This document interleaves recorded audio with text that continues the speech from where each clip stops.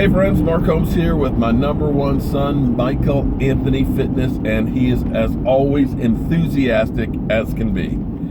All right, guys, it's quiet with the Dallas Cowboys. The Cowboys have been the bargain basement shoppers, the guys that have stayed away from the first couple of days of free agency. They believed in signing their own players and valuing them. Now, at the moment, about the only thing that's really being discussed is trading Orlando Scandrick. Now, I pointed out to you guys before, here's the problem: age and salary.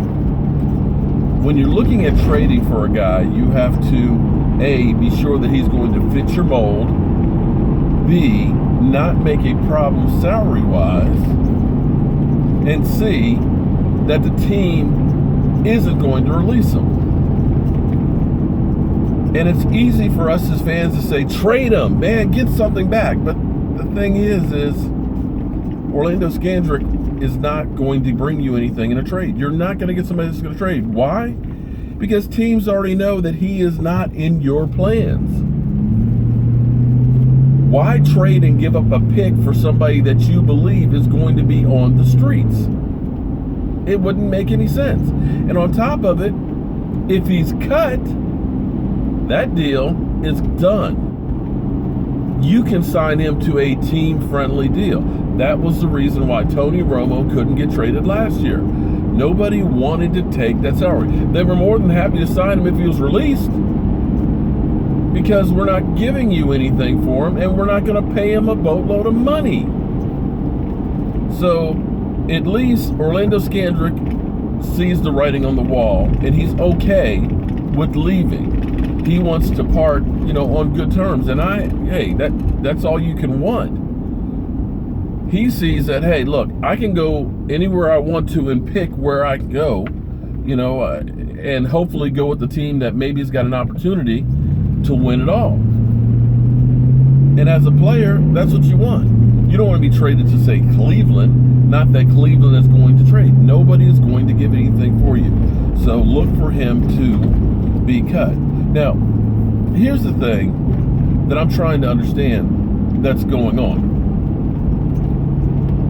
The talking heads out there will tell you, getting rid of Dez Bryant, you cut him, he's a $16.5 million cap hit.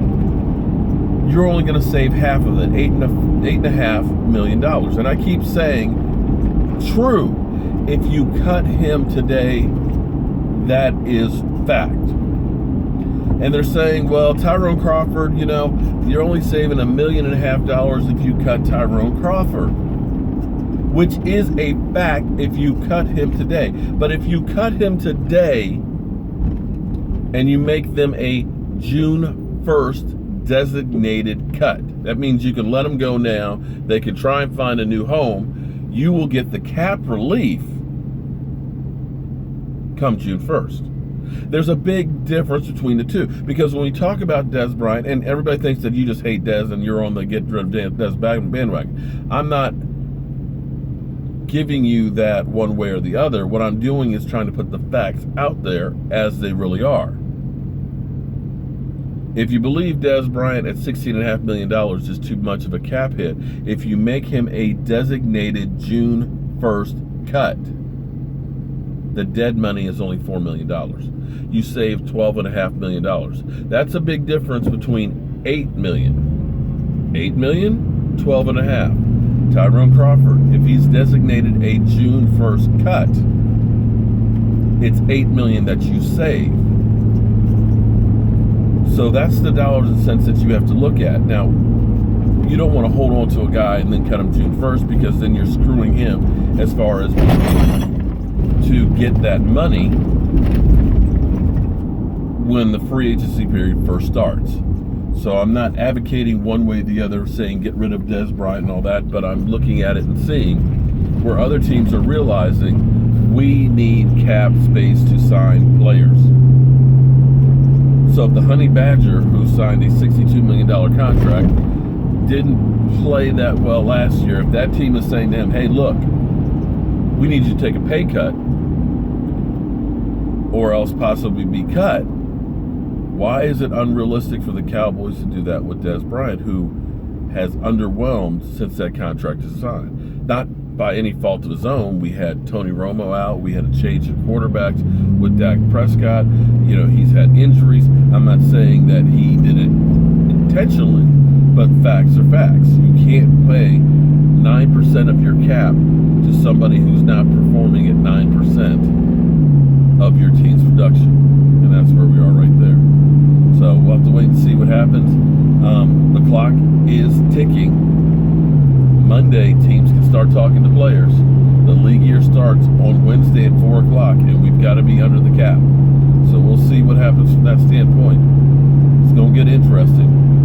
And look for some stuff to happen late this afternoon, because always you want to put bad news out late Friday, because then it's not covered because most people are off. So look for some stuff to happen later this afternoon. So we'll see. What do you think, Mike? Are we going to see something big happen today? Probably not. Michael doesn't think it does. I think the biggest news breaker today will be Des Bryant is cut. June 1st cut. June 1st cut. Well, that's the way ultimately to get the biggest bang for your buck. Because I doubt it today. And I'll have a discussion with Cowboys Nation about this later. Because what that does is gives you the biggest bang for your buck money-wise. You don't necessarily have that money now to use for free agency, but when you start looking at doing long-term deals for a Zach Martin and thinking about down the road of having to deal with Zeke coming up and Dak Prescott, that gives you some of that money. That kind of gets you ahead of the game, puts a little money in the bank for those. And then at the end of this year, we're done paying Tony Romo that dead money. We've got Nolan Carroll's dead money off the books. We've got Cedric Thornton's dead money off the books. So then you have more money down the road to go ahead and build that team, those cornerstone pieces.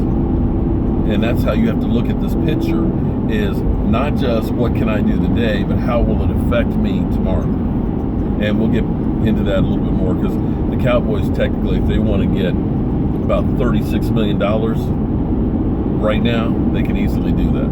But again, that's mortgaging the future. But we'll save that for another discussion. But as always, friends, I'm Mark Holmes. Michael Anthony Fitness. And we'll see you guys later.